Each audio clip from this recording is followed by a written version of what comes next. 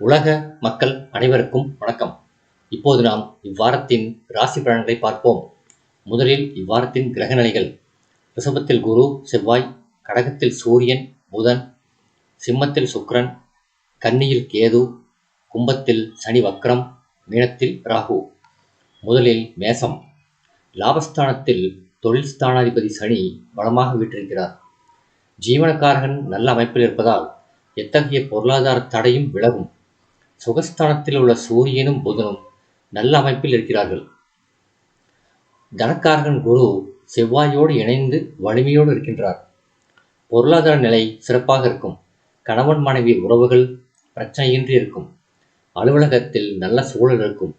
நினைத்த பொருளை வாங்கும் அமைப்பு உண்டு. நல்ல வேலை கிடைக்கும்.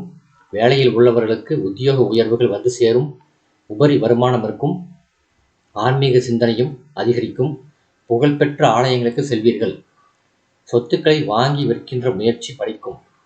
சகோதரர்களுடன் கருத்து வேறுபாடுகள் வேண்டாம். முக்கியமாக தாய் வழி சொந்தங்களோடு எந்த உரசல்களும் வேண்டாம். தகவல் தொழில்நுட்ப வேலையில் உள்ளவர்களுக்கு சிறிய பிரச்சனைகள் தோன்றலாம். வெளியூர் பயணங்கள் அதிகம் செய்ய வேண்டியிருக்கும்.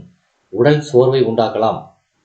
சந்திராஷ்டமம் 13/8/2024 காலை 4:02 முதல் 15/8/2024 பிற்பகல் 12:39 வரை சந்திராஷ்டமம் உண்டு.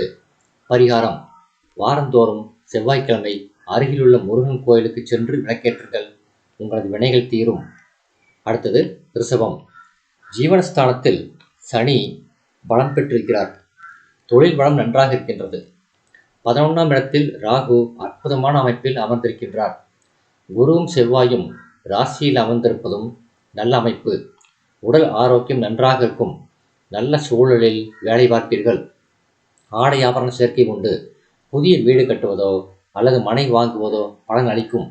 நல்ல முன்னேற்றமான வேலை சிலருக்கு கிடைக்கும். பதவி உயர்வுகளும் கிடைக்கும். பொது வாழ்வில் உள்ளவர்கள் கௌரவிக்கப்படுவீர்கள். கலைஞர்கள் புதிய வாய்ப்பு பெறுவார்கள். குடும்பத்தில் சுபகாரியம் நடக்கும். 12க்குரிய செவ்வாய் ராசியில் இருப்பதால் செலவுகளை கட்டுப்படுத்த வேண்டும். வார்த்தையாடும் போது எச்சரிக்கை தேவை. ஜென்மகுரு விரையாதிபதியோடு சேர்ந்திருப்பதால் தேவையற்ற செலவுகள் ஏற்படும்.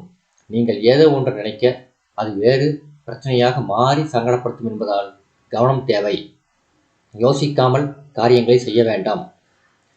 15/8/2024 பிற்பகல் 12:40 முதல் 17/8/2024 மாலை 5:16 வரை சந்திராஷ்டமம் உண்டு. சந்திராஷ்டம தினத்தில் பேச்சில் கவனமாக இருக்க வேண்டும்.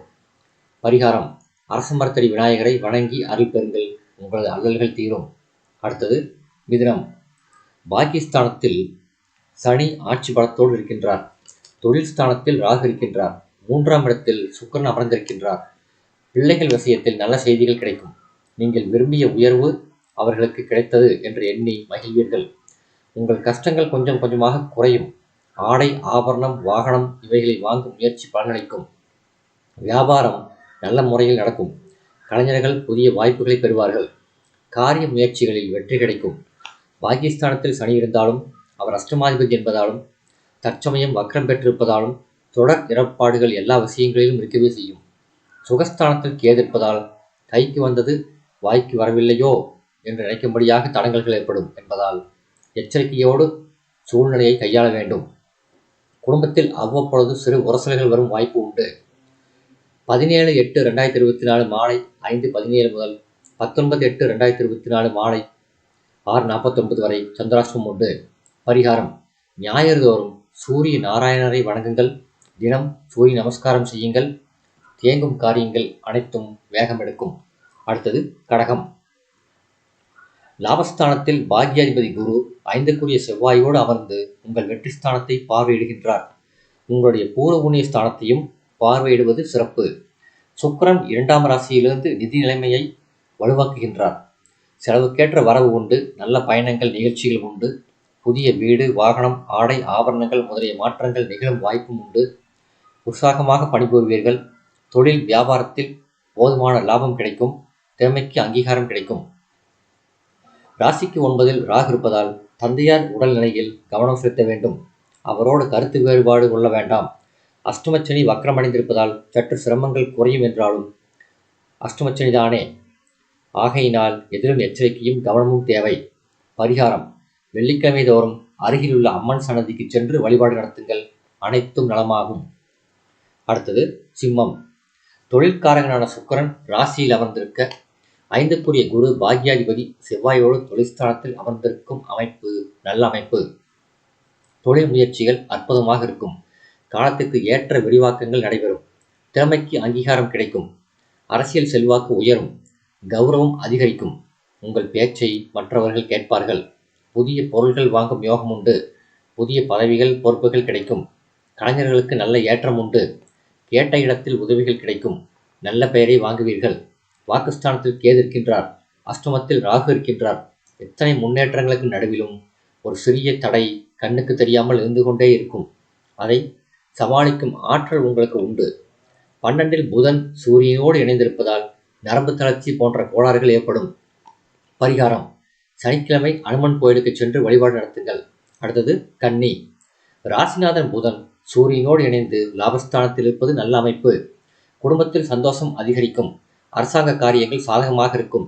சுக்கிரனும் வலுவோடு இருக்கின்றார் என்பதால் கலைஞர்களுக்கு ஏற்றம் உண்டு. 6ஆம் இடத்தில் உள்ள சனி உங்கள் எண்ணங்களை எல்லாம் நிறைவேற்றி கொடுக்கும். உற்சாகத்துக்கு குறைவிருக்காது. சுபகாரிய தடைகள் நீங்கும். திட்டமிட்ட காரியங்களை முடிப்பீர்கள். திடீர் தனவரவு உண்டு.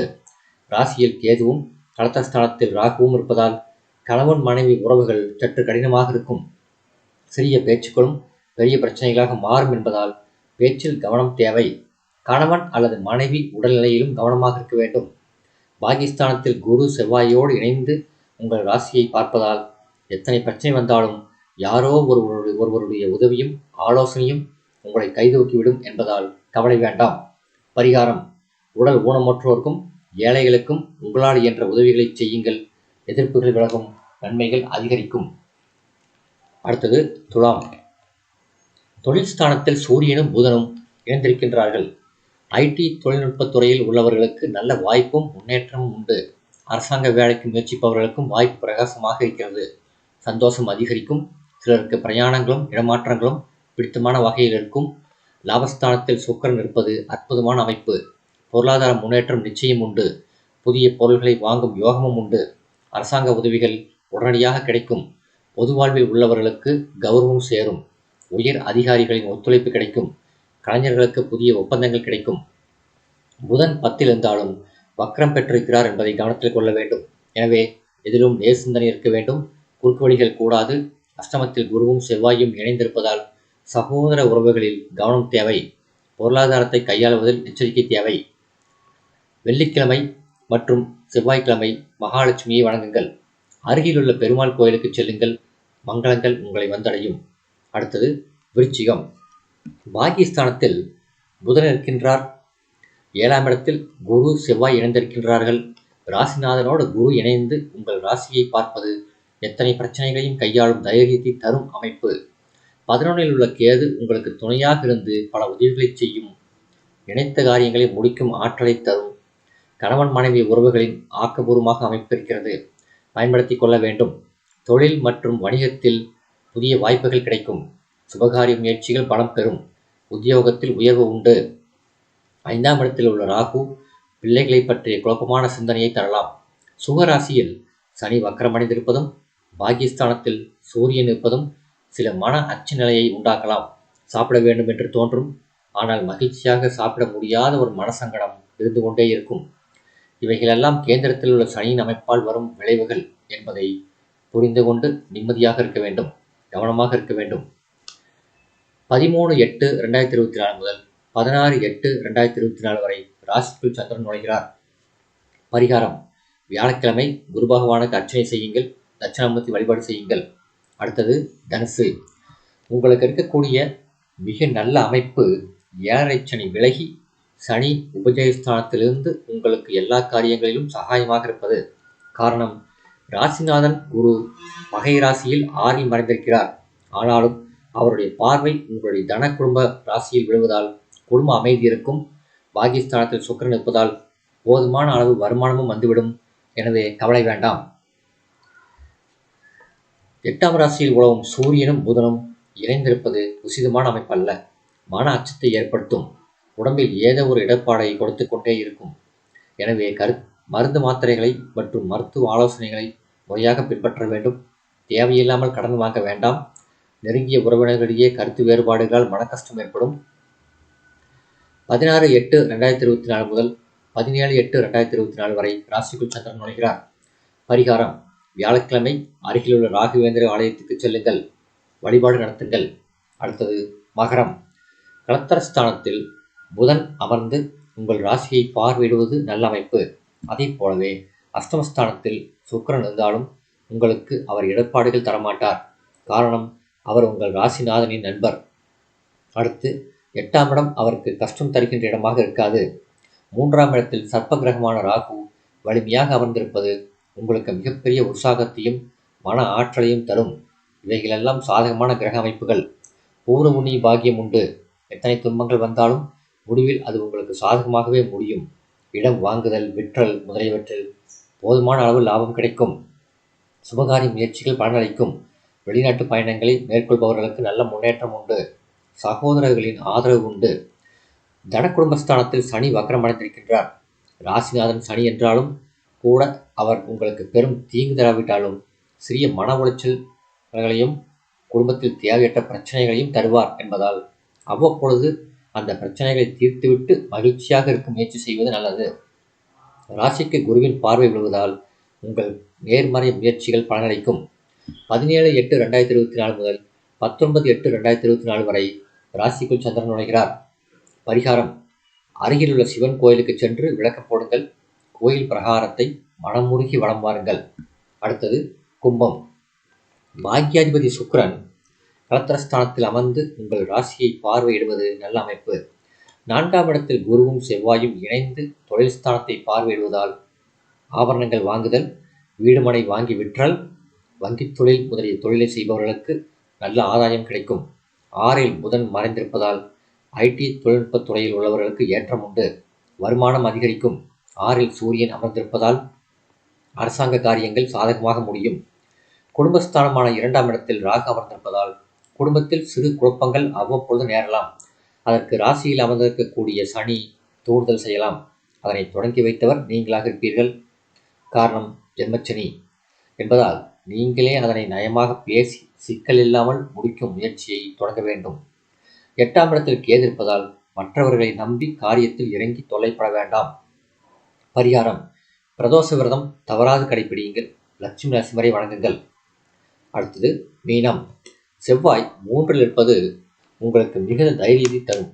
அதோடு உங்கள் லாபஸ்தானத்தை குருவும் செவ்வாயும் இணைந்து பார்வையிடுகின்றனர். 7ஆம் இடத்தையும் பார்வையிடுவதால் கேதுவின் வீரியம் குறைந்து கணவன் மனைவி உறவுகள் கருத்து வேறுபாடுகளோடு இருந்தாலும் பிரச்சனைகள் தராமல் இருக்கும். உறவினர்கள் வீட்டுக்கு வருவார்கள். அதனால் மகிழ்ச்சி அதிகரிக்கும். கொடுத்த கடன்கள் வந்து சேரும். புதிய பொறுப்புகள் கிடைக்கும். திட்டமிட்ட காரியங்கள் நல்ல முறையில் நடத்த முடியும்.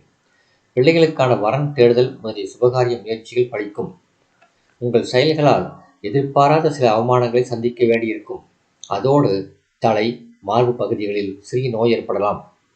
ஏற்கனவே இதய நோய் அவஸ்தையில் உள்ளவர்களுக்கு அதிக சிகிச்சை தேவைப்படலாம். ஜென்மராசியில் ராகு இருப்பதும் 7ஆம் இடத்தில் கேது இருப்பதும் குடும்பத்தில் அமைதியின்மையை உருவாக்குவதில் பெரும் பங்கு வகிக்கும் என்பதால் குடும்ப பிரச்சனைகளை கவனத்தோடு கையாள வேண்டும். பரிகாரம்: பௌர்ணமி விரதத்தை கடைபிடிங்கள். இந்த வீடியோ உங்களுக்கு பிடிச்சிருந்தா லைக் பண்ணுங்க, ஷேர் பண்ணுங்க, சப்ஸ்கிரைப் பண்ணுங்க. நன்றி.